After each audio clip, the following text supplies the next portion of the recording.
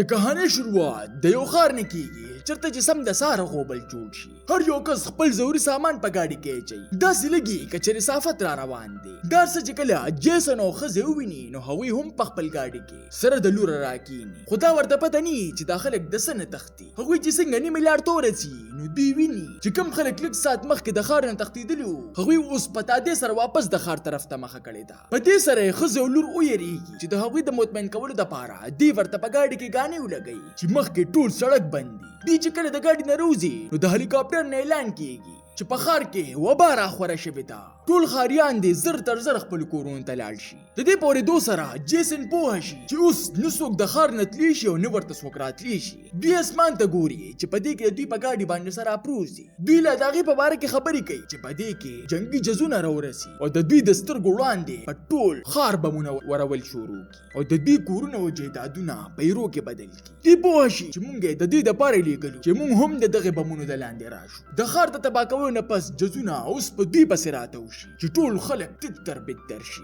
او جیسن او خاندان د سکول بنکر له ځان ورسوي او ځان پسې د بندولو نه پس په زنځیرونو وتړي. دوی په دې سوچونو کې ډوبي چې اخر دا لا کم قسمه وبا ده چې حکومت دې حد ته رارسېدلی دی چې روغ خلک ورسره هم وجني. دوی په دغه بنکر کې نظر واچوي چې دوی ته پته ولګي چې دا د مخکې نه استعمال شوی دی. خو دوی سره بله لار هم نه وه. دوی ته پته وي چې زموږ د زندګۍ د بچ کولو دا اخري امید دی. د جیسن د ښځې د جیسن لاس ته پام شي چې هغه د بنکر د بندولو په وخت کې خوږ شوی و. د ښځې او د لورې په شک پیدا شي چې هسې نه وبا دته هم لګېدلي. دغلته صرف خاموشي وه او په ډبو کې اکسپایر شوی خوراک او د خټو ډکې اوبه. د ټیم د پاس کولو دپاره دوی په خپل منځ کې تاش کوي او د رڼا دپاره شمې بلوي. لورې دې تپوس کوي موږ به کله د دې ځای نه وځو. جیسن سره د دې خبرې جواب نه کله چې د دنیا نه وبا ختمه شي او زموږ په ښار کې حکومت موږ له کورونه جوړ کړي او اونې واپس راوخیږي نو بیا به موږ د دې ځای نه ځو. خو د هغه په زړه کې دا وي چې دا ورځ به ارام شي او که نه. په دې کې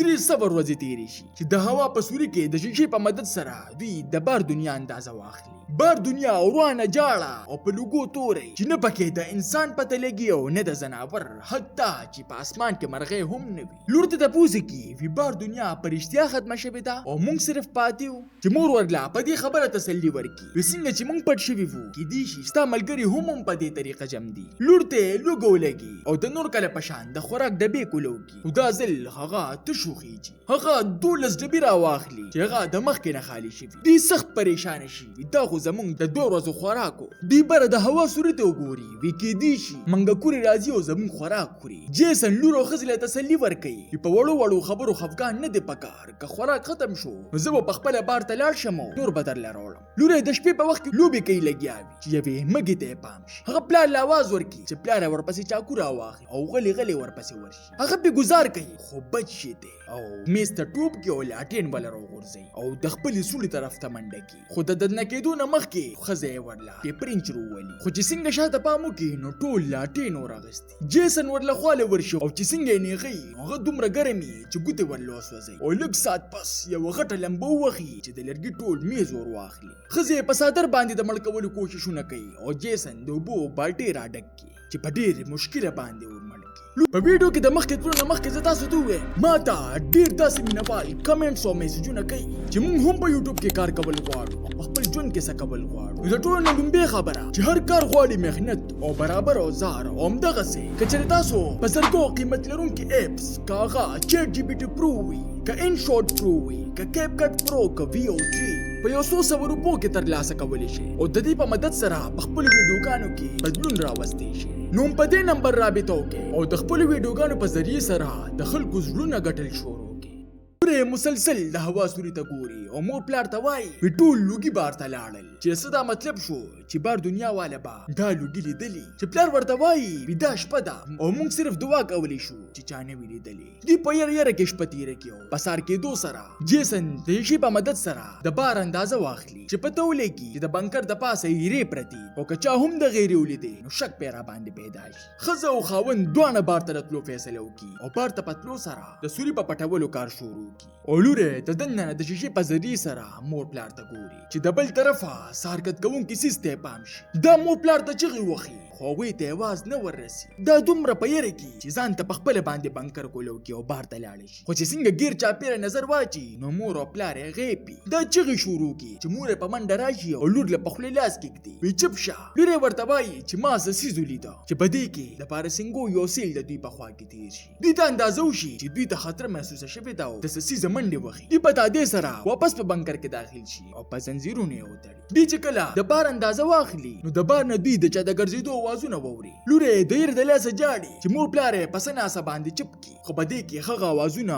نور هم تیز شي. د بنکر سر کم چې دوی په زنځیرونو تړلی و هغه د بار نه دومره په طاقت سره څوک راکاږي چې د اوسپنې زنځیرونه مات کړي. د جیسن ښځه په سر پورې نښتې چې خیر کوله وشي او بار څه داسې عجیبه مخلوق وویني چې جیسن د اوسپنې پیپ رامات کړي او هغه مخلوق پرې وشړي. دوی سره الفاظ نه چې دا موږ څو لیدل چې په دې کې د ځمکې د پاسه دومره دروند څیز ګرځېږي چې په ټول بنکر زلزله راولي او د بنکر سر بوټو باسي او هغه څیز ورپسې را روان شي چې ښځې ورته لاټین ورولي او په اور ورته لاره بنده کړي او بیا ورته په شریکه باندې المارۍ ودرېږي. جیسن د هوا په سوري باندې لاول ښځه بار کړي. بیا لور او چې کله په خپله د خطو وخت راشي نو کرسۍ خوېږي. ښځه پې زورونه کوي چې کرسۍ د خپو نه خوېږي او هغه څیز یې ځان ته راښکي. لور یې چغې وهي وي پلار پسې مې ورشه خو مور یې په زوره باندې را روانه کړي چې په تلو تلو کې دوی د ګاډي ملبې له ورسي چې د یو هلیکاپټر ورته پام شي. دوی ته په منډه شي خو هغوی ورپسې د بره نه جال راولي چې دوی بیا هغسې سترګې وویني لکه چې څنګه یې مخکې لیدلې وي. خو په لنډ راتګ سره هغه فوجیان وخیږي او د دوی نه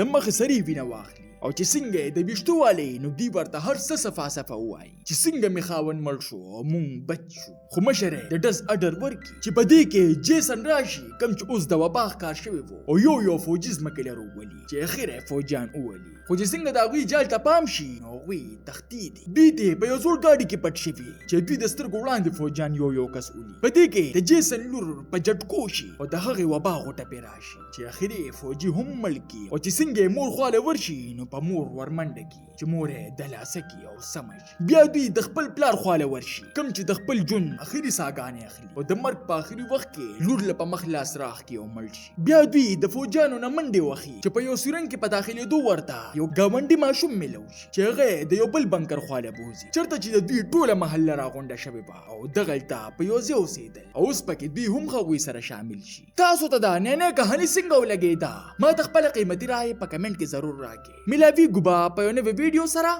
ماله راکړئ اجازت. بای بای.